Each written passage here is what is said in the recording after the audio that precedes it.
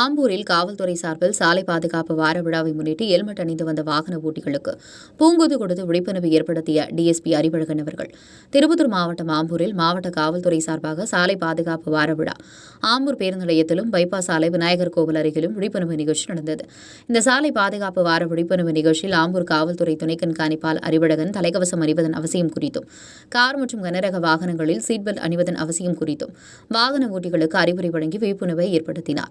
மேலும் இருசக்கர வாகனத்தில் தலைக்கவசம் அணிந்து வந்தவர்களுக்கும் சீட் பெல்ட் அணிந்து கார் ஓட்டி வந்தவர்களுக்கும் பூங்கொத்து கொடுத்து வாழ்த்துக்களை தெரிவித்தார். மேலும் வாகனம் ஓட்டி செல்லும் போது சாலை விதிகளை பின்பற்ற வேண்டும் என்றும், இருசக்கர வாகனங்களில் இருவருக்கும் மேல் பயணிக்கக்கூடாது என்று அறிவுரைகளை வழங்கினார்.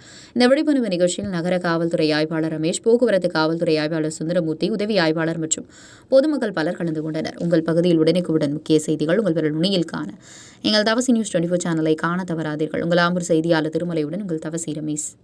போலீஸ்லாம் வேகமாக போயிருக்கு அப்படின்லாம் சொல்லாதீங்க. நாளைக்கு உங்களுக்கு அதே மனசு இருந்ததுன்னா என்றைக்கா ஒரு நாளைக்கு ஆக்சிடென்ட்ல போயிடும். ஒரு 2 செகண்ட் நீங்கள் நின்று போனால எதுவும் குடிமதிக்காது. அதே போய் ஒரு ஆக்சிடென்ட் ஆகிடுச்சுன்னா 6 மாதம் உங்களுக்கு நஷ்டம்.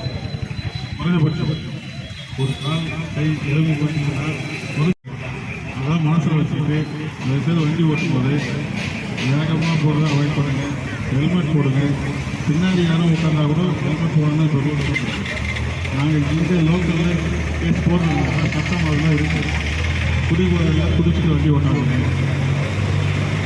இந்த எந்தெந்த வண்டியில் வந்து எதிர்க்க வரவங்களுக்கு தெரியக்கூடாது. அதுதான்